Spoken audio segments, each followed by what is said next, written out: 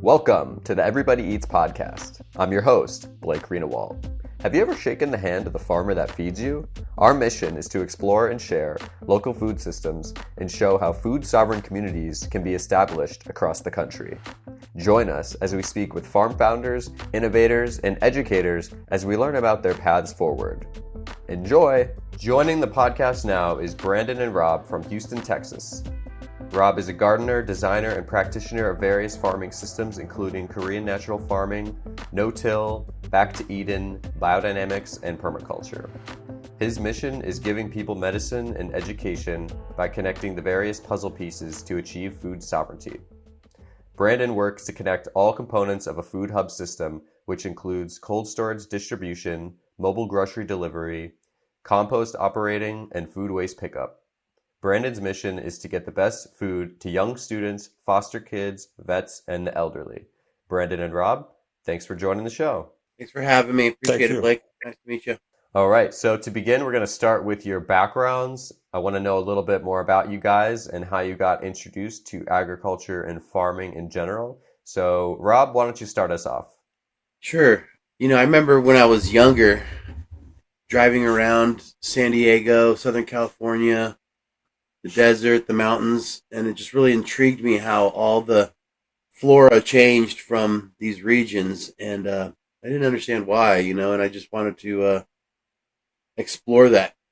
I remember going to the library as a young man, maybe 13, 14, and looking up the names of certain plants when my parents took me to the wild animal park, and I think it all started there. And remember my mother told me that we had a volunteer tomato plant, and that really intrigued me because I knew what a volunteer was, and it made no sense that she correlated it with a plant. And this thing came up in a crack in the backyard, and she watered it, and then next thing you know, the thing is like 5 feet tall, and all she did was put some water on it, and I couldn't believe that this little thing that shouldn't have had life, it was a volunteer, whatever that meant at the time, and then there's this huge piece of green, healthy life. And ever since then, I was just intrigued on how it worked.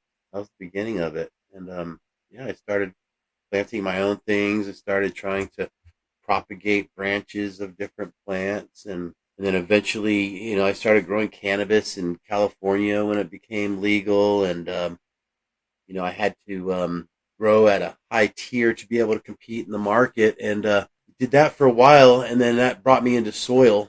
And soil, I realized everything tasted better in soil than hydroponics, and I needed to know why. So that became my journey into soil and microbes and their relationships and their symbiosis and their nurture and care, and how they can express wonderful health and chemical compounds in the plants. And then here I am dealing with nutrition and medicine. Food is medicine, and when you use healthy soil and a healthy soil rhizosphere with biology, you get these wonderful expressions of all the nutrient density that's in the plants, and that's what keeps us and helps us from being disease free, and keeps us healthy. So that's my passion. I want to share that with people, especially people that want to make a change and that want to eat healthy and want to stay away from processed foods and want to stay away from these big grocery stores that spray their veggies, and let them have an alternative to real food.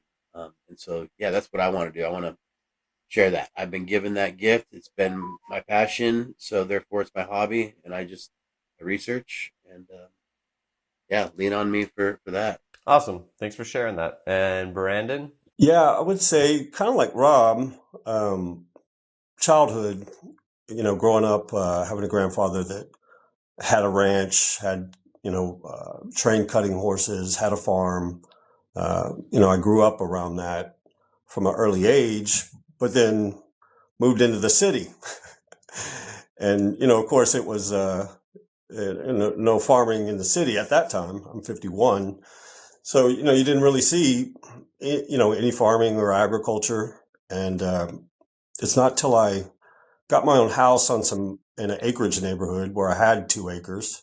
Um, I started to look at how do I build my own microgrid for my home, and you know, how can I get a greenhouse, to grow my own food, and then that started leading me down the tech side of ag tech, like vertical farming and controlled environment agriculture, and then aquaponics, aquaculture, and branching out into combining, so that concept of just my house, a homestead, was combining energy solutions with agriculture solutions, and that just really led me on a journey, uh, finding the best uh, renewable technology. And once I found out what the water, energy, and food nexus, kind of how all those things really cross, and that nexus point is really where all our solutions lie, because that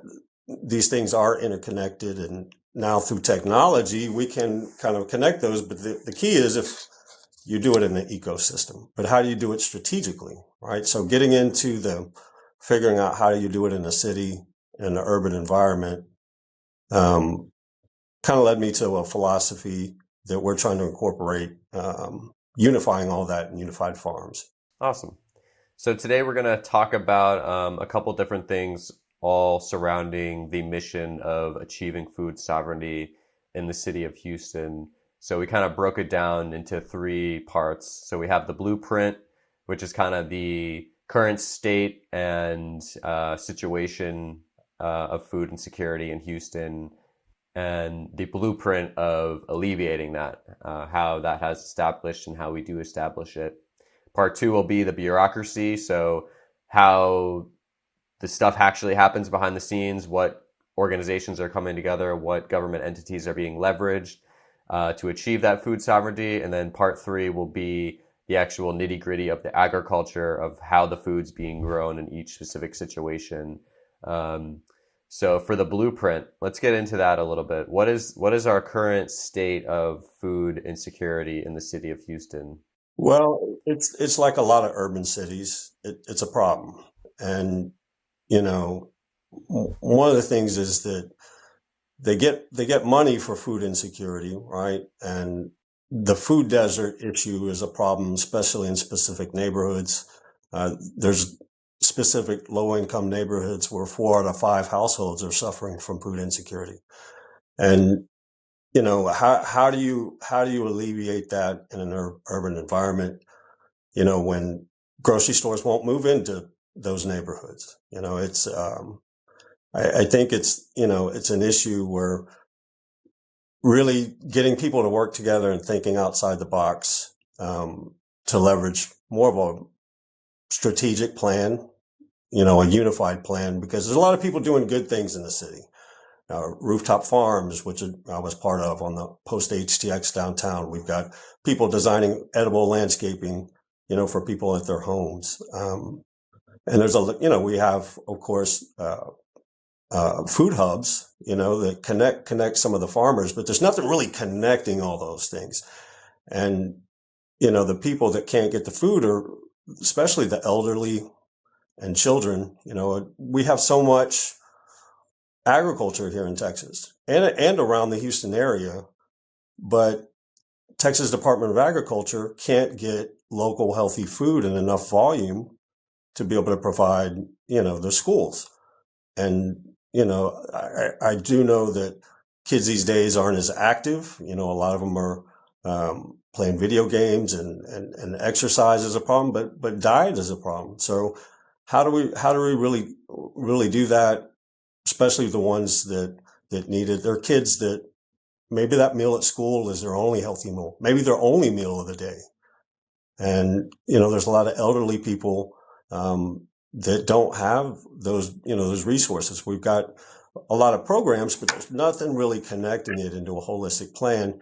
And when you have a lot of farming production that's not aggregated, then it's hard for any one of these, larger entities like a school district to even be able to purchase some of that food. And people are competing in farmers markets, but everybody's kind of competing over the local resources. And so I think what we're trying to do is be able to unify that, one, two, look at the infrastructure of the city, and especially the city-owned properties, city-owned resources, to integrate that within the fabric of the city, right? It's how do you leverage that? How do you empower people? How do you educate people? Another problem is just people aren't educated. And how do you get to the community level to educate people? And, you've got to get in those communities, and we're trying to establish resources in some type of strategic way through the super neighborhoods, which is set up in Houston as a vehicle for that community to be able to address their needs with the city directly, and have a real connection to be able to get those resources to solve problems. So we kind of piggybacked off that concept. And what if we can put a community garden in every one of those super neighborhoods, right? And then that community garden is a teaching hub and an education hub for that community, but it's also kind of a hub within that community to extend agriculture, to say people's homes or backyards. They can join that community network and have an expert there. And waste is a really important part of this too. Food waste is a huge problem, right? And it's a big problem in this city too, because it's all going to the landfill, a lot of it. And we have people that are trying to recover those resources. But we'd like for that to be done on a community level through these community ag hubs, people that get food from that community farm, extending out into their properties and their neighborhoods, become part of that network. And then we cycle that back in through anaerobic digestion that creates fertilizer and biogas, to run the controlled environment ag operations. So powering that solution through the food waste, getting the fertilizer out of it, getting back into that community, and just empowering people on the community level, I think is one of our big focuses to solve that food insecurity. Because otherwise, nothing's really connected. How do you connect all those dots? And that's the purpose of Unified Farms. Got it. Rob, you got anything you want to add to that? Yeah, Brandon hit on a lot of important things right there, and a lot of it can be summed up into closing the loop. So every piece has a purpose, and every piece has a byproduct, and all those byproducts can be put back into the loop and be used for another thing. Brandon is involved with EcoHub and involved with hydrogen power, and that produces a byproduct that can be used to heat something. That heat, it all works like that. So a lot of the resources that we have around here in Houston, the garbage, it can be used as another resource. And especially right now, there's some really cool stuff coming up. I'm not sure what I'm allowed to say about it, but I will just say stay tuned to the garbage problem that we have in Houston. And it's been really, really horrible. We've been lied to. They've raised a lot of money for recycling, and the recycling never happened. I don't know where those millions and millions of dollars went. But yeah, I would say, Rob, thanks for bringing that up, because it's about resources. We have a ton of resources being produced in the city, and waste is one of them, right? Our wastewater treatment plants, our trash, all these things can be upcycled into new products. And when you on that scale for the city, if you're getting all the city's food and yard waste, you can do a whole lot with that. Yeah. And creating what Rob does is a genius at. It's collecting the local resources, microbes, and from the environment to be able to cycle back into the environment, because the soil is an issue. It's just globally, you look at the nutrients in our soil is dissipating because of the practices in farming have stripped it, and the chemicals. So how do you upcycle that into a more biological organic solution on a large scale? We're in the works to doing that, not just at community level. We want to expand that to the commodity industrial level. And it really does connect, because the more you decentralize things, the less you need to centralize things. Yep. And, it trickles down, but it's a lot of the same core concepts can be scaled. And so we have some really, really good ways to kind of connect some of the bigger levels of that down to the community level. And yeah, it's getting exciting. That's interesting that you brought up recycling, and I don't want to go off on too much of a tangent, but what is it, like 8% of all US stuff that goes in the blue? 5 now? Yeah. Yeah. Well, It's crazy. Well, here's the deal, is that what trash is not trash, it's resources. There's trillions of dollars of resources that basically the 6 companies in the US that control all those resources are burying them. So, through research like at Rice University, we can flash jewel heat trash. So any of the waste streams, categories in the waste stream, and break them down on the molecular level and repurpose them. So we can recover all those minerals from water, right? And at a time where critical minerals are a big deal in the U.S. because China's about to, shrink our access to the manufacturing we send over there. And it's, critical minerals are a real big problem, but we can recover those minerals through waste. And we can do it as well on the biological side to create the fertilizers we need. Because, organic products are a feedstock into fertilizer production. So when Rob said closing loops, it's closing loops on a, community level, but then closing loops on a more industrial level as well. Yeah. So getting back to the blueprint, what kind of was the inspiration for this idea? Because I think some cities are tackling food insecurity in different ways. Some are kind of just going all through like the government entities. Some it's just all grassroots and bootstrap from the community. It seems that this is kind of a mix of the two. So I'm kind of curious of the inspiration of this whole idea. Well, for me, it just comes from, not worrying about the results, just trying, right? Trying to get out in the community, figure out how it works. A lot of it's trial and error, but, figuring out all the tools in the toolbox as well. What are all the different techniques that we have to address the problem? So then you got your tools. Look at the problem, define the problem, and then you start to realize that there's a lot of good things going on, but it just seemed like nobody was on the same page. They're all doing the same thing and have the same plan, but nobody's on the same page. But if, and then communicating with people about how about we leverage a, collective impact backbone organization as a foundation. You can make policy change. We've addressed the Food Insecurity Board in Houston and told them our plan. And that gives all of us one voice to address the city and solve the problem. Individually, you may not have as much impact or influence to try to get policy change, but collectively we do, right? And with the buy-in, then we have a real voice and real strength to, part of the problem too is where's the labor coming from?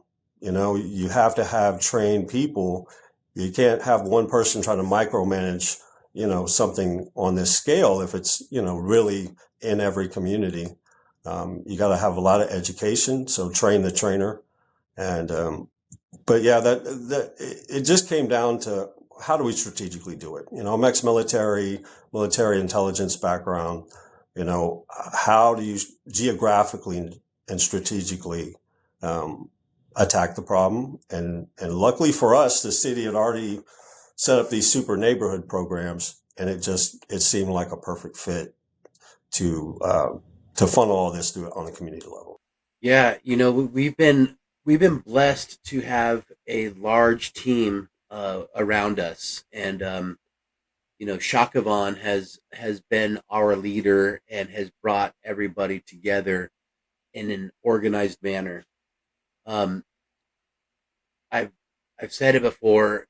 He probably gets sick of hearing it, but I've worked for a lot of people and I've worked with a lot of people, and what Shakavan has done here is really amazing. I haven't seen so many pieces move as fast as this has. I've only been with and we're considered the happy camper. That's Shakavan. We're going through some rebranding as an organization, but we have, as far as I know, every piece of the pie to do something to fix this problem that we have here. I've never been able to say that, and didn't even think it was possible. But getting back to the labor on the farming and fixing it, the biggest problem that I see is the labor. People have to get out into the field. They have to get out into the sun. They have to bend down to the soil, and to have people that are willing to do that, that that's huge. We don't have $1 million tractors and harvesters, and we don't monocrop, so that wouldn't even help us. So what we've done, what Shakavan has done, he's really led the movement on volunteers. We probably have a bank of 100 volunteers.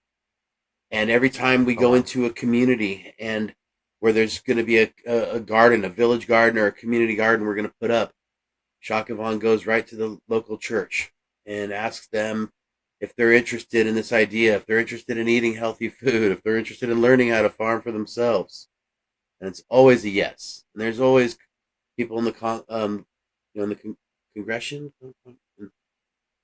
the people that go to the church, bless their hearts. They want to volunteer, they want to help, they want to learn. And so what a great resource, right? They want to get their hands dirty, they want to eat healthy. Great. We need the help to do that. We know the logistics of it. We know how to make it happen. So finding that barter, finding that is just through communication. I like to talk. I like people, and I like to see what resources people have, because then we can usually find them, by talking. And we've been lucky enough to have some people that really like what we're doing. They really like what Shaka's doing, and we've had a wonderful lady, Senley Fox, who has offered up some property because she likes what we're doing. And we're finding that more and more people they want to help. It's a noble cause after all. And everything can be written down. Everything can go right on social media. So if you want to donate resources, money, you can see what that's doing, where that's going. Right here. And Shakavan being a professional in marketing and agriculture management, he's perfect for it. There's so many things that I don't even have time to know what we're doing. I have to ask Brandon something like, what are we doing? What is this meeting we're going to? I don't even know. We have so many pieces happening. I like to go to the farms. I like to talk to the people. I like to get out there and talk about the logistics, how we can make this happen, how we can grow right now in this soil, how we could take these seeds, do this, and then feed them. That's kind of like where I've had to focus my role, because everything else is being taken by somebody else. And how blessed is that, So here we are. We're working with, ranches for animals, We have over 20 local farms here in Houston that we have relationships with, and we talk. We need some food for this restaurant. We can reach out. We can make that happen. Brandon has been able to lock down cold storage. I think we have 2 options right now. We can go with thousands of square feet, so we can keep our produce cool. We can keep our proteins cool. And then Brandon has connections with local mobile produce deliveries, and we have markets into grocery stores, restaurants. We have Chef Kevin Bryant. He's a local chef, and he's doing some private chefing right now for some people that own ranches. And I wanted to bring him in because sometimes you grow all this food for the people and they don't know what it is or how to prepare it. And I would my feelings would be hurt if we went through all the hard work to do what we're doing here, and then we finally get the food to the people and they're like, throw it away. you know. So I I wanted to make sure we had somebody that can, you know, say with just some basic utensils in the kitchen, how to prepare some delicious nutrient dense food, get that in their bodies, and yeah, and get them to start healing some of these problems that can just be fixed with food, like diabetes and a lot of these inflammation and heart conditions, and that can just literally be helped by getting nutrition into your body along with your a healthy gut biome. It's real interesting. The soil rhizosphere, what happens in the soil is almost identical to what happens in your gut biome. So, you know, getting the soil healthy, get your gut healthy. Now we can extract more nutrients out of all the food we eat before it passes through us, and that's the goal. We start thinking better, we're more cognizant, and when we're healthy, we can continue to help others. And that's what we like to do. Yeah, food truly is medicine, and it took me a while to realize that, but I'm glad I did. And I think it's really important to not only get that information out there, but then, like you said, get the education of just doing it and getting those volunteers and wrapping all that together is the perfect way to get this moving. So let's now get into the bureaucracy of this all. So I'm curious about what kind of business or nonprofit, or what would this collective backbone organization entity, what would it function as? Would it be a nonprofit? Would it be an LLC? Yeah, it would be an LLC that's really kind of like a C corp, because it's really focused on community impact. What we'd like to do is be able to leverage the organizations that join this backbone organization, um, all have a say so in using it as a vehicle to not only raise funds, right, to develop strategy. It's almost the being a nexus in between all these resources. Like Rob mentioned, it helps us accelerate getting to the solution quicker because we've got people that have a compost collecting business. Now we've got a person that operates a commercial compost operation, right? It's connecting the dots. We've got a guy that's got a fleet of mobile grocery delivery sprinter vans. We've got farmers that have farms. We've got a guy that wants to build a cold storage distribution hub. So by having all those resources and connecting them through a backbone organization, we can get the logistics up faster and be able to, expand upon that through us working together collectively, because it's really hard to do everything by yourself, right? So if there's one organization trying to do all these things holistically and logistically, take a lot of time. It can be Yeah. done, but we want to solve the problem now. So how can we do that where everybody has a voice? And then we're connecting this, of course, digitally. So trying to blockchain all this together, and even able to, create a digital marketplace where you can make this accessible online, because everybody's connected these days. And when you're trying to build a network, we're going to connect it, not only through the cloud, where we can actually monitor and control a lot of the food production, but it really connects it in a way where it makes it all work as one system. So, and here in Houston, we have some opportunities too with just some unique spaces. To give you an example, when they originally dredged up the Houston Ship Channel, they had to put all that dirt somewhere, right? So, ironically, trying to figure out where you can grow and doing rooftops and looking at other places and looking at all the different solutions, there was just giant swaths of land on the, east end of downtown Houston that are enormous, So we're looking at leveraging this 90 acres, right? It's weird. It's 90 acres of flat, lush land lofted like 20 feet in the air. So, the city can't do anything else with it. So we're looking to have that as a kind of a closed loop industrial food production operation right within the city. The city owns it, so we're collectively, we're going to, put an agriculture hub, food and distribution hub, build a farm, integrate renewable energy, integrate composting and anaerobic digestion. So the waste comes in one end of the 90 acres, gets processed into fertilizer for the farm, and also helps power the farm, and then comes through to the agriculture side where we grow in controlled environment agriculture, traditional agriculture. And then that food actually gets to the distribution hub where we process it for delivery or also make meals on top of that. And so hopefully we build those relationships with the people we provide food to that also will give us that waste back. So we kind of create a chain of, that's just one example. There's a lot of different ways to use the infrastructure and geography of the city. But, you got to get creative.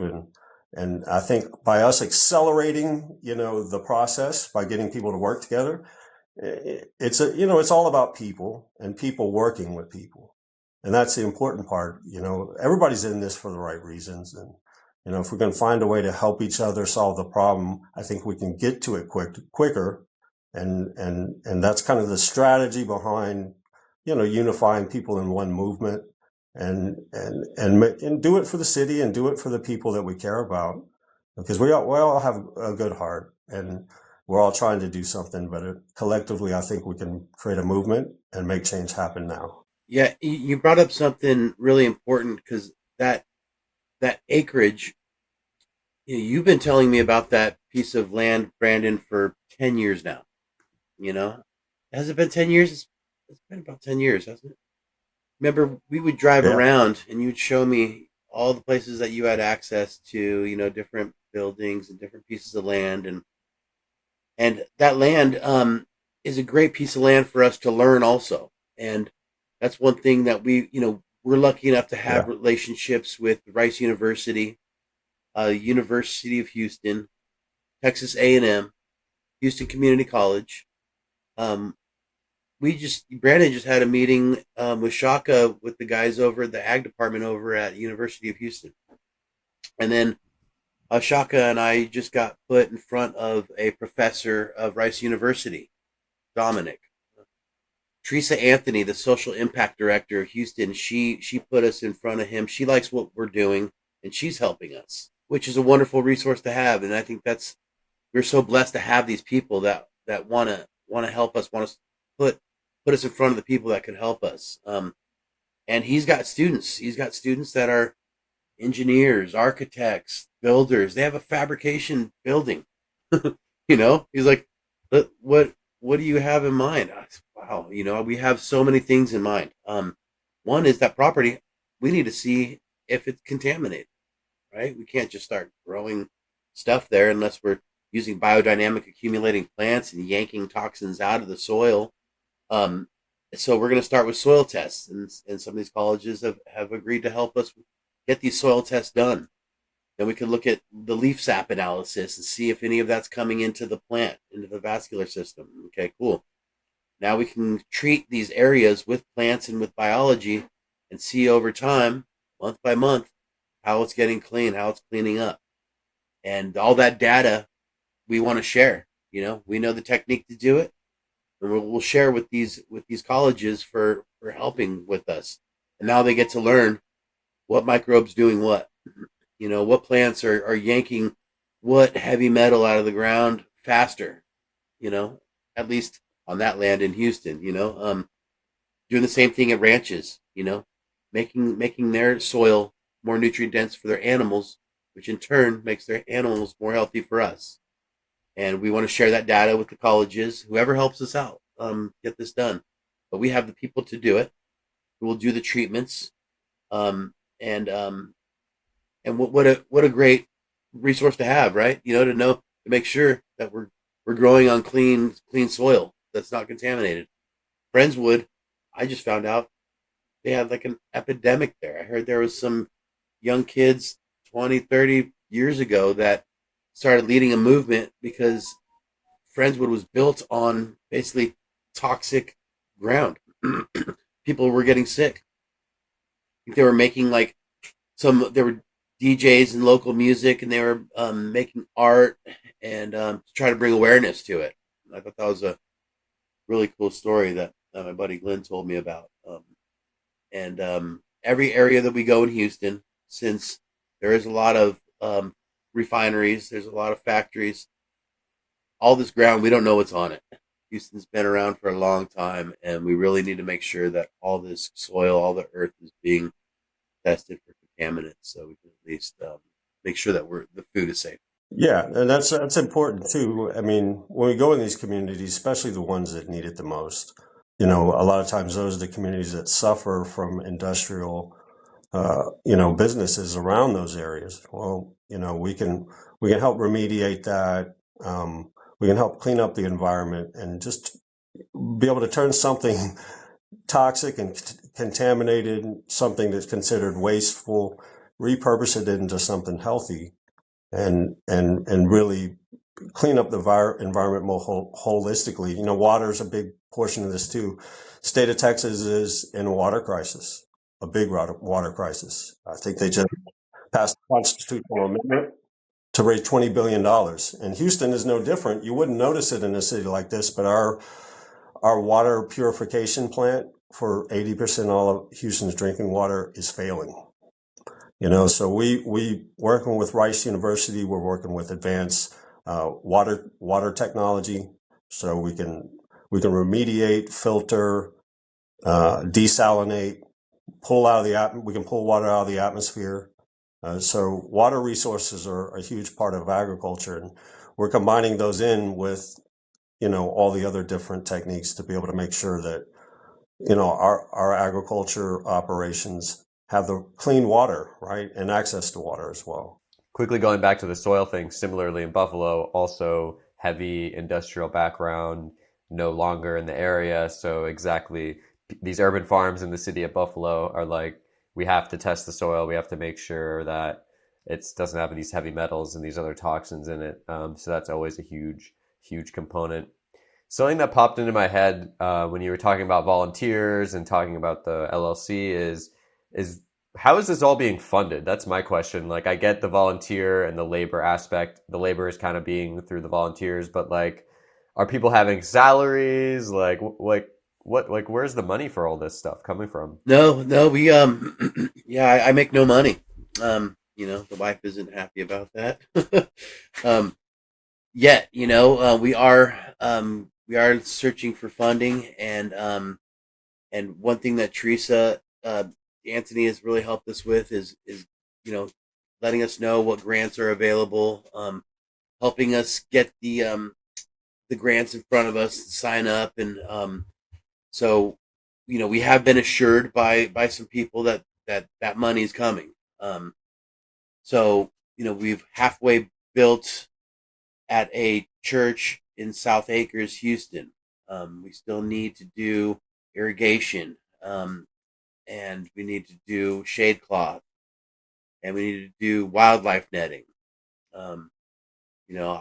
My wife has put me on a financial freeze right now because we've spent a lot of money already starting to do this, and so hopefully we have money coming in, and our message is getting out there, so we have faith that people will be able to help and see what we're doing. And that's why, marketing, that's why doing stuff like this, so we can be transparent and show people this is where it's going. This is where the money's going.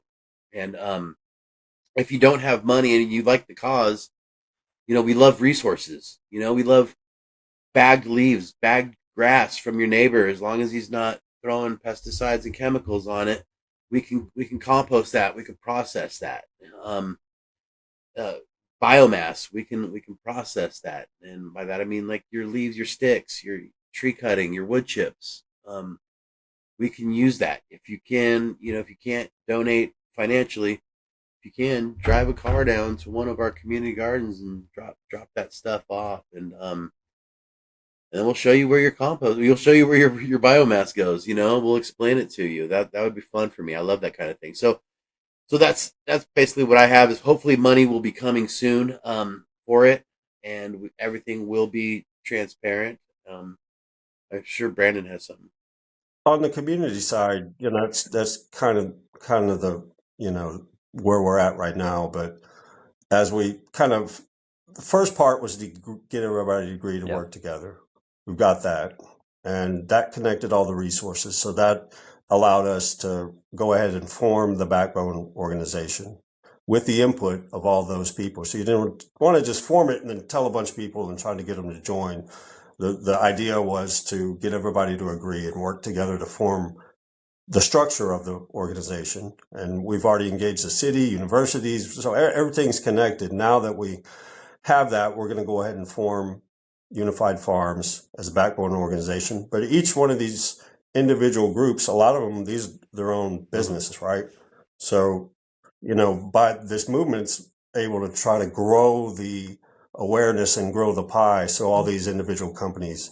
But as far as we once we get the cold storage food hub set up, that will be our vehicle to get out in the marketplace and start making stuff commercially. But a lot of the stuff that we do too as well, the community impact stuff, grants and donations for that part of the effort is appreciated. And it looks like too, but just between, the goodwill of the community and connecting to good people that are trying to make a difference as well. We're getting a lot of really positive feedback on, the potential to really get a lot of support from, businesses and the city and the county is definitely something that's looking very they want to positive.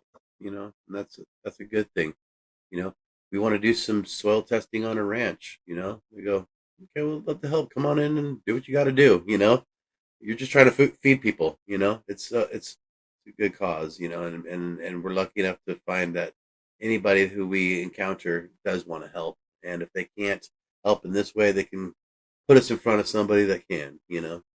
Yeah, the funny part about this is it almost like it's almost as if the idea of this, what you are seeking is seeking you. Because I mean, everything we need, if we don't have it, it just It does. seems to appear. The right person at the right time. That this person knows that person. About relationships with people and and and the idea of it is so important. And we want to be an example, template on how to do this at a deeper level within a city or urban environment that really has the people in that particular community um, engaged and not just trying to feed people from some farm from somewhere else. Feed people, through their own neighborhood, and we think that's going to be a vehicle to spawn real penetration into those areas that you just can't get to. Grocery stores won't move in. We got mobile grocery delivery. We'll produce food in your neighborhood and extend it out into the churches, those other schools. There's foundational organizations in every community, and being able to leverage those resources as a strength as well to help reach all the people within that one super neighborhood. I think we're building a template, and it looks like it's probably going to be a good model towards attacking food insecurity. I was just gonna say how Brandon met Jonathan over at Kalo's project.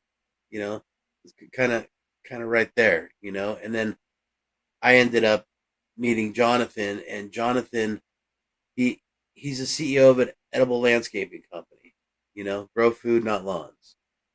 But he's got the coolest program, a mentorship program, where he brings foster kids ages 15 through 26 in and runs them through a program, and then finds a spot for them that makes sense based on their skills and their personality. And that's something that nobody else is doing, and that I know of. And he's one of the guys that are on our team that was working with us, and that's something that we can get behind. We want to support that. Brandon met this young man, Prince, who, in just a weird situation, they brought him in, and he met Jonathan and sat down with us over at Kalo's project, and he felt like he found his spot. He had been bounced around through foster care throughout his whole life, and even after 18, he found himself homeless. And it's a real touching story. He didn't know where to go, what to do, and he found a reason because he wanted to give back. Also, he was in a tough spot. He didn't know he just knew that he could help. He could help somebody that's in his shoes, right? Um, you only know what you know, and what a great noble way. He just automatically thought, I want to give back. It's been any young person that was going through what I went through. I want to give back, and yeah, we got these guys who want to make a difference. So going back to the super neighborhoods, you mentioned that a couple times now, and that's a way of kind of, or how Houston is, I guess how saw it is you have to break Houston up into multiple areas in order to actually achieve food sovereignty. So going back to the super neighborhoods, is that like a program that's already existing, or like what is the structure of these super neighborhoods? Houston is such a massive city, put Houston the East Coast, it could be half of a couple states, it's just a giant city. And the way the county and this, the districts and precincts, the way they're broken up with the city and county, are because the city's so big, they're just giant areas, so how do you holistically break things up in a way where you could, in a real comprehensive way, attack the problem? So these super neighborhoods were set up by the city of Houston, and as a community vehicle, where the community could be represented and address their problems and get them, get them addressed and worked on through the city, right? So, but they're perfect because the footprint of these super neighborhoods are really neighborhoods. That's really the key is, how do you get on the neighborhood level, the local level? And the city has created a vehicle to do that. We're just plugging agriculture into it, right? And so we're using that as a vehicle to really work with the people in that community. That's key too, is that, it's their voice, their community, right? And we're going to help those communities get educated and be able to use that super neighborhood, vehicle as a way to get the funds and resources they need to make their community healthy. It's been really interesting sitting in on those meetings too. It's almost like a small city council meeting. They'll complain about trash over here, and then they'll complain about people complaining. It makes you feel like you're in their city, feeling their problems. Which now, if you expand on that, it's like you are, and you hear the problems that are going there. Now you're a few more people that can maybe help to that, help those little issues, and to see what the problems are around the city, right? I've been in Houston for I don't know, 20 years now. I'm from San Diego, but Houston's my city now, and I have that connection with it, and I want to help make it better. And I know Brandon, we've been talking for years and years, and a lot of our opportunities might be in Louisiana, right? It'll be over here. One thing that Brandon's always said, I want to bring it to Houston. This is home. His grandfather is Bum Phillips, Houston Oilers coach. I remember seeing that guy on TV, and yeah, I would say each one of those communities too, they all have their own character, right? And what's cool about the super neighborhoods is that the geographic area of these super neighborhoods are really community level, because you might have one area of Houston, but just because of the size of Houston, that area has different character, different culture, and be able to kind of use that as a strength. And, we want to make this fun too. So it's not we want to have fun and bring art and music and entertainment and food, into, these communities to get people out of the house, right? And get people involved, get people excited. And, the good thing is we've got a lot of good people here, a lot of athletes, entertainers, that are supportive of this type stuff. So as we put this together, we can hold, big fun events to really promote this in a cool way, especially to reach young people. The important part of this too is, it's getting kids, getting people's hands in the dirt, right, Rob? Getting back to nature. But also kids are really, really keen to technology these days. So, drones, controlled environment agriculture, how far we were going to lose 10 years ago, I spoke at the Texas Senate for the Young Farmers and Veterans Tax Relief Bill. And I said that, in the next couple of decades, our farmers are aging out. Texas is above the national average. The kids aren't taking over the family farms, right? So how do we get them excited again? How do we get young people? Because they're the future of this, right? How do we help use this as multiple different ways of helping people? Like you mentioned, the foster care kids. Veterans are a big focus of ours. Using veterans as a resource to be the bridge between the needed manpower and resources to build this farming movement. Department of Justice. To give it to the kids, because they're the ones that we're trying to build a foundation for young people to take this and run with it. A foundation and a template that hopefully we can pass on, to young people to complete the job. And so that's kind of a focus of ours. And if we can, by creating healthy environments, help veterans that are struggling with PTSD, help foster care kids become part of that movement. We also are working with Texas Department of Criminal Justice. So one of our members, he got his horticulture degree in prison. And now he's on the board of that organization. And TDCJ will let us work with them to create a program where we get guys inside prison education, a degree, and a job inside the prison.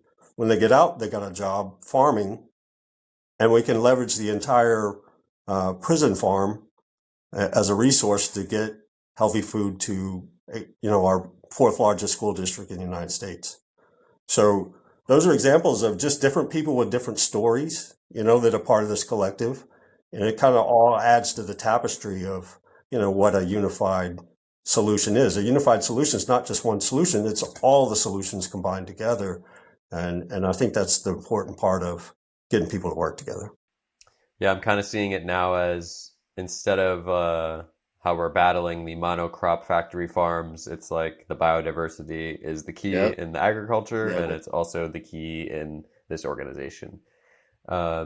So shifting now, thanks for mentioning getting your hands in the dirt, because I did want to talk about the actual farming a bit. Now that we've established the infrastructure and the resources required to pull this off, how is the actual farming being tackled in these local areas? And I know, Rob, this is more of your specialty, so you can definitely take the lead on this one for me. Yeah, we have a really high-tech group chat on Instagram that's got all of our volunteers on there. And then we have another group chat with our educators. We have another one. We got like 5 of them.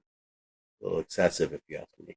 And they're all there for a purpose. So when we go to work on a spot, we reach out to our people, because we have people. Shaka has separated Houston into regions where we have community gardens and farms that are willing to help. And these people in this region, you say, okay, we're going to be here on this day doing this. And then now they can come out and volunteer and work. And what I have promised them is I will either sit down with them, I'll help them. They want to learn. That's why they're volunteers. They want to help, they want to learn, and they like the cause. I don't know if any of you guys do crypto or anything like that. I don't really do it, but I always hear people say, I like the stock.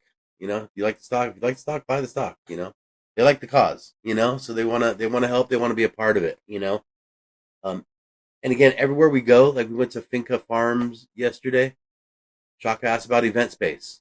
Katera Exotics, he asked about event space.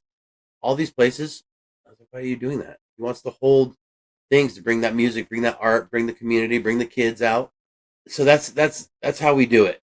We reach out for help. I have a truck, I have a trailer, I have relationships with Farm Dirt Compost, with Nature's Way Resources Compost, and they're nice enough to work with us and help us out, so we get the local, tree, the arborists, or chipdrop.com, they drop carbon out there for us, and we start building soil. I go out into natural ecosystems, and I'll culture some microbiology, and then grow it out exponentially on a medium, and put it in the ground. It's one thing that we could start doing right away, and that goes for anybody. If you're thinking about a farm, and you have land, first thing to do is start healing that land, start getting the biology in there, and that's first thing I think about. I love doing it. I like seeing what's happening under a microscope. You can see what's happening. It's invisible, and it's magical. Um, and you can quantify it by getting in there and by looking at it and seeing the results, so that's how we do it. Shaka is organized, and he breaks us apart with volunteers, and we get out there and do it. And we have church leaders, you know. It's we've been blessed to have people that want to help us and want to put us in the right space again. So, can you give me some specific examples of how you've used different farming practices or tools that you are knowledgeable in for different situations? For sure, for sure. I'm a pretty weird dude. When I drive around the town, I'm looking for plants that I can ferment, that I know are nutrient dense.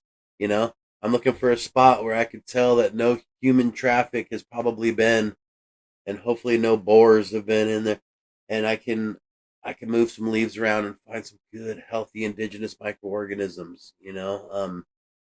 That's what gets me fired up. Finding these cool spots where I see ragweed where people can't stand it because their allergies. I just heard my wife sneeze in the background.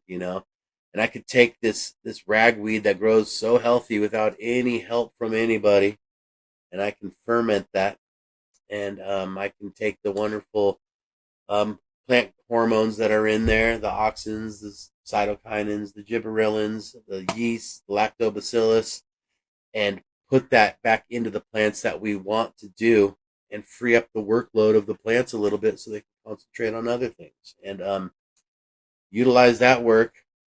That's the byproduct, right? So use what we have around us. To answer your question, I see what we have around us. There's plenty of studies that show what nutrients are in what, but it's more about the microbes. You have a diverse population of microbes, and you have a diverse food source for them. You can build your own natural ecosystem. What happens in nature, and it might take 100,000 years in nature, and we can get it done in a couple of years here, by Hmm. some biomimicry at a responsible and ethical level. That's where the permaculture comes in. Everything with a purpose. Everything needs to have forethought, because we got to consider everything around us, the animals, the people, and how what we're doing impacts that. You don't want to make too many drastic changes. Look at wind farms, and then they go, oh, wow, we're killing, millions of birds. You know what I mean? And then whether or not that you move on from that. So try to be a responsible steward of the land and of the soil, and be able to think about what you're doing and how it's going to affect other things, and try to do the right thing about that. So yeah, local plants, what we have around us, local microbes, local resources, the churches, and that brings it back to local food and seasonal food. I truly believe that what is local and what is seasonal has special biology in there, and I believe that is designed for your gut biome and where you live, and will in turn help you out. Brandon, you got any farming thoughts you want to add? We can utilize the community as a resource for the soil, right? And if there's not a lot of options for soil, we can put it on a roof. We can grow it in a warehouse.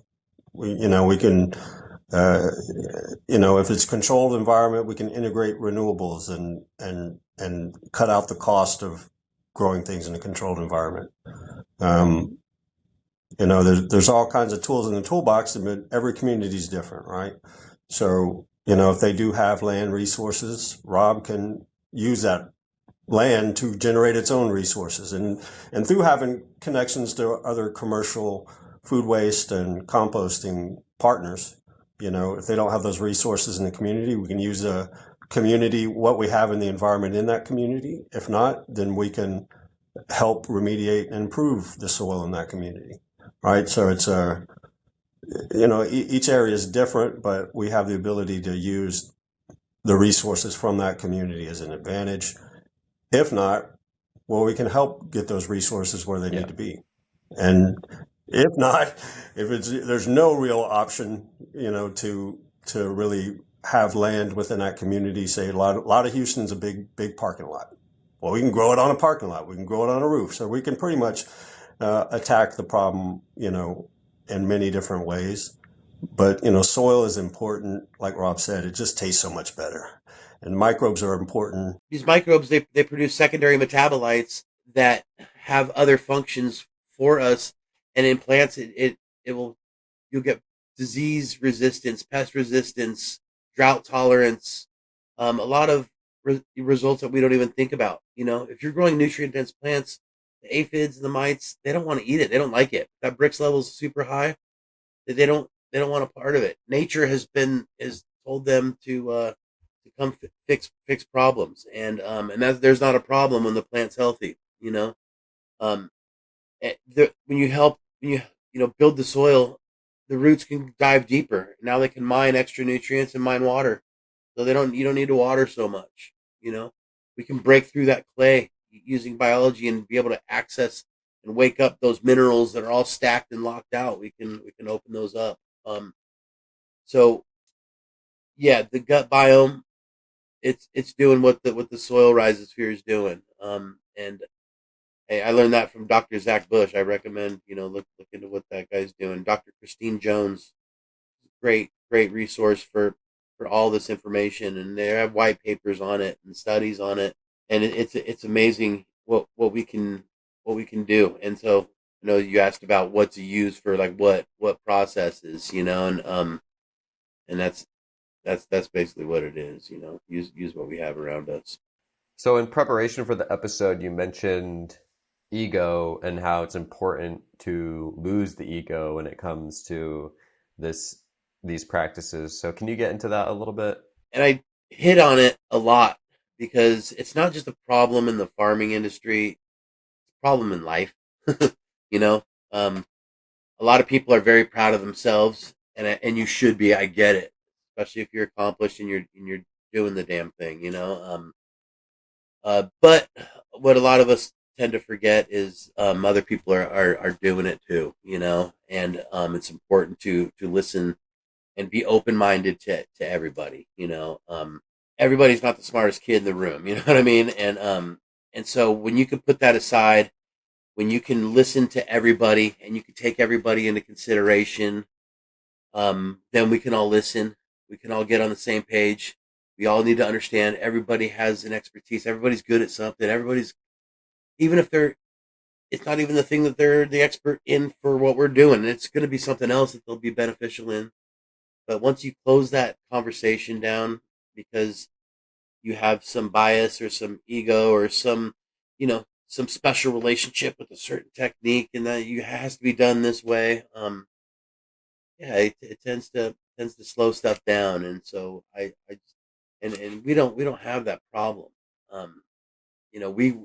I work very closely with Shaka. Shaka shares almost everything with me as far as I know, and with Brandon, and we've known each other for a minute, and we don't butt heads like that. Nobody's trying to overpower anybody. We all know, we all get it, and we want to spread that. I have that conversation with everybody I start working with, almost as just a like a preventative.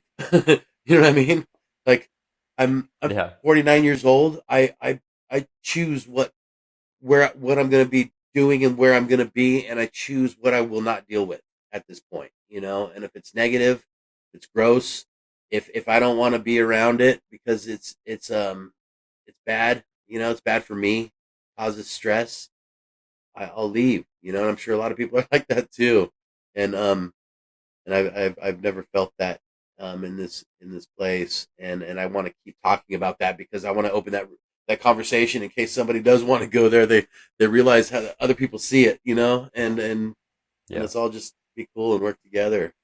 If you're You're the smartest kid in the class. Keep it to yourself. We'll know. If you are, you will know. You know what I mean? You won't have to say it. Yeah, people are giving with all their hearts and genuinely, and that's why this thing's going so smooth.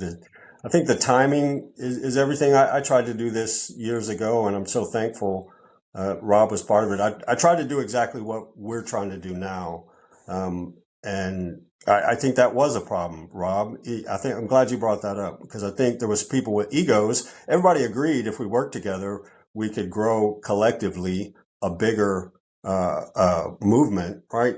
I mean, if you were able to really holistically integrate food production all over the city, that's a whole economy within the city, right? You're just generating food production at a bigger scale, that's needed. But egos kind of there was a lot of egos back then, and now this collective that's reformed it's the right time, and it's people doing it for the right reasons, and that's why everything's just kind of magically happening. So it feels really, really exciting. I would say if you check back with us in 6 months, look where we're at then, because I think the speed of that egoless collective effort is getting us to be able to attack the problem holistically and quickly. So yeah, I'm glad we have good people on our team. Yeah, I haven't had any recurring guests yet because I just started the podcast. I believe you guys will be the 10th episode. But no, I would love to have guests back, especially you guys in your rapid growth. What is one small or large step that listeners can do to help create these parallel systems in our cities? I spoke to Shaka before this because I wanted to make sure I got his message out since he brought everyone together, and that was important to me. And he has what he calls the 4 pillars. Apparently, it's a pretty popular thing if people know about that kind of thing. Sometimes I don't know about the most basic things, but there are 4 pillars that he likes to apply to every situation that we go into when we go into the community and we go to try to help the food insecurity problem. And it's neighborhood rejuvenation, right? Take the neighborhood into consideration for their needs. Youth and adult education, give them the tools that they need when we're not there to do this on their own, to be able to grow, to be able to be successful. They only have a small area and they have one raised bed. How to think about how to grow and how to grow food and get that food in them. Economic opportunity. Give the people in the community and give the people that are helping running these programs that they can't do it without making money. So it's got to work together. There has to be a way for it to help.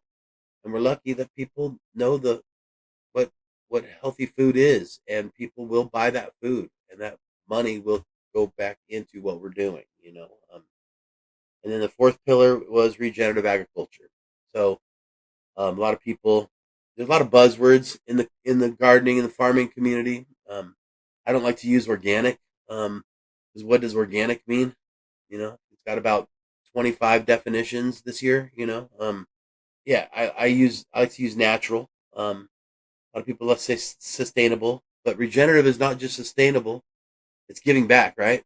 That's what we can do. We can take this biomass, the carbon, and put it back to where everywhere we grow, everywhere where we touch our feet, everywhere where we go, we can make that land better than it was when we first started there. Um, Even by growing plants, growing plants, it catches the sunlight, photosynthesis happens, it pumps exudates into the soil. That's carbon, and that's healthy carbon. That's a food source for the microbes.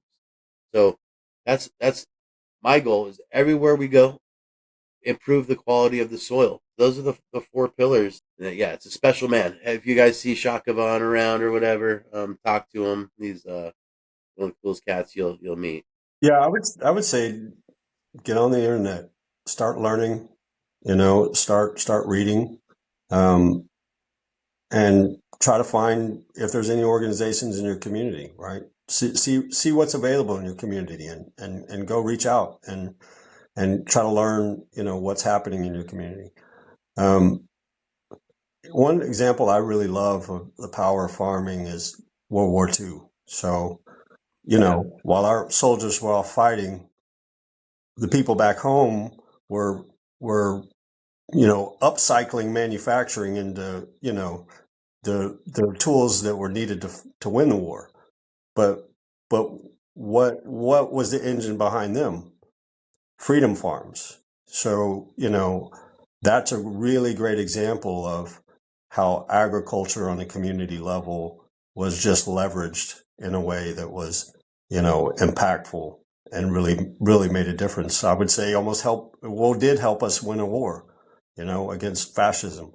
So, that type of thing could be achieved, and we're trying to start from one community at a time and see if we can't get the people in that community the knowledge they need, and it's important too. A lot of people, the repurposing part of that pillar, come in that community first and seeing how you could fix it before you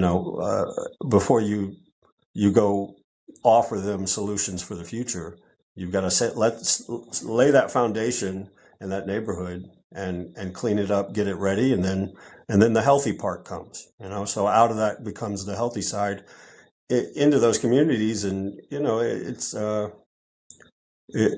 process, but I think that method repeated over time, people can take a look at what's going on in their community. If you don't have that in your community, start a company, start a business, start a group, get people talking. The more you get people talking, the more you're going to find out that there's a lot of people thinking like you, and then once you find those people, try to work together and really come up with a plan. Every plan's different. I mean, every community's different. Every part of the United States has just got its own different character, but make it about the community and make it about you. And to jump on what Brandon was saying, I'm in a pretty vast network of farmers and gardeners all over the world. So you can always reach out to me if you like, and I'm willing to help you out and put you in a right circle if you're anywhere near these areas that I have connections with. You can even message me how to start, how to get going. I can point you in the right direction on some useful tools and some resources to get there. So I can offer that. You can reach out directly to me on my website if you'd like to. And that's just cultivatewithrob.com. And you can message me there, and I can get right back to you eventually. Awesome. Yeah, thanks for sharing that, because I was just about to ask how listeners can get in touch with you or learn more about you guys. So thanks for sharing that, Rob. I'll include that link in the description. Brandon, what about you? How can people learn more about what you do? Yeah, you can go to ecohub.net, and my email is breeves@ecohub.net. I can include both of your emails and then both of those websites in the description so people can just copy and paste those. Unless you guys have anything else to say in closing, this was a great conversation, and I appreciate both of you guys for taking some time this morning. Thank Yeah, you. no, thanks a lot, Blake. I appreciate you helping get the message out there. It's an important thing, and I looked through your bio a little bit and your podcast and what you're doing, and I could see your passion about it, because I could see your focus and what your common theme is on these podcasts, and it's really cool to see somebody else that's like minded and wants to get this information out there, and wants to help fix the problems, because you see the problems, and it's really just about getting people on the right side of it, and to make it aware. Yep. There's money there for it. That's the crazy thing. Yep. The money's there. It's the mess and static that gets in the way of this to this, whether it's Yep. corruption or whether it's just educating the people that have access to the money. You know what I mean? Like, I don't know. A lot of times Yeah. they just want to get voted in and they want to hear the people, so so that's another good thing, that would add on to what Brandon was saying, get loud, get the people that know the people that have access to the money, say, we want to feed these people. We want to help out, want to be voted back in, listen to us. And it's a noble cause. I don't think anybody, has a problem with people eating good food. Brandon, final thoughts? Yeah, I would say that too. Do your part. You have a place in the solution, because it's a problem here. It's a problem everywhere. And the more people that do this, they get started in their own local community, eventually it'll spread like wildfire. And, once you do it in your community, like here in Texas, so I'm building a microgrid for Big Tex Farms, which is a greenhouse at the State Fair of Texas. That's a community garden. They're connected to all the guys that are, agriculture groups or design and build companies in Dallas. So we're trying to connect with them. Hey, we're doing this in Houston. You guys are doing that in Dallas. Once we kind of get up and running our model, we want to connect that like statewide. So that's an example of how we're trying to expand this throughout the state of Texas and create a bigger movement. So we're more than willing to take anything we learn and connect with people in New York or Washington State or Georgia. It doesn't matter. Every state and every area has some type of resources they can use to their advantage to be able to create healthy solutions for people.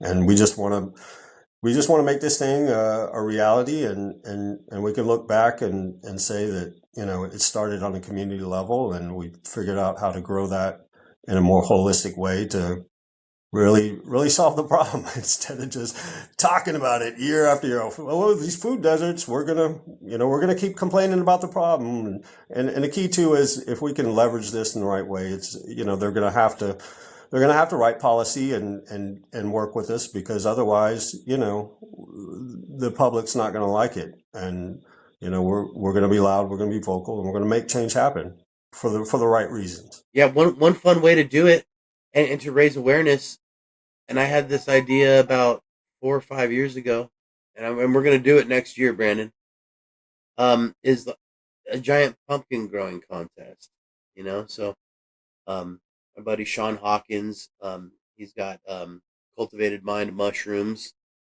We drove around to all the natural nurseries around Houston, the ones that don't focus on conventional agriculture, and talk to the employees and found out if they wanted to get involved in a contest, who can grow the biggest pumpkin, right?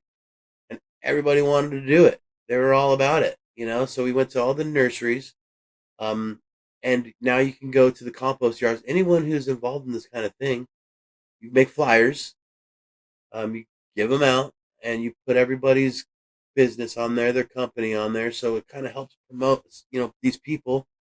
And then at the end, we see who's got the biggest pumpkin, and then that gets put in front of that business, that company, just to highlight them, because they are helping out in the community. It's where you can get your plants. It's where you can get knowledge. It's where you can get information. And if people in the community didn't know they exist, now they do. And people will travel. They'll come out and bring little Susie to go visit the giant pumpkin on a Saturday, and I think it's a great way to get the people together, and then to raise awareness about the food and the farms and where that comes from. And it's fun, and people would be all about it. And so I think you don't have to use a giant pumpkin. There's plenty of other things you can use that will bring the people together, if you're from Fallbrook, California, I think that's the avocado capital of, the world, I think they call it, do avocado, you know what I mean? But I think it's a great way to engage, cross-promote the people who are trying to make a difference, and get the message out there. Enjoy doing it while you're doing it, because you're doing something that's important. So, find those like people and have a good time doing it. So, it's this is a journey, and it's an important purpose, but make sure you enjoy the ride. Well said. Well, thank you again, Brandon and Rob. This was a great conversation, and enjoy the rest of your day. Thanks, Blake. Thanks for watching. If you enjoyed this episode, Please like and subscribe, and please share it with someone that you think will enjoy it too.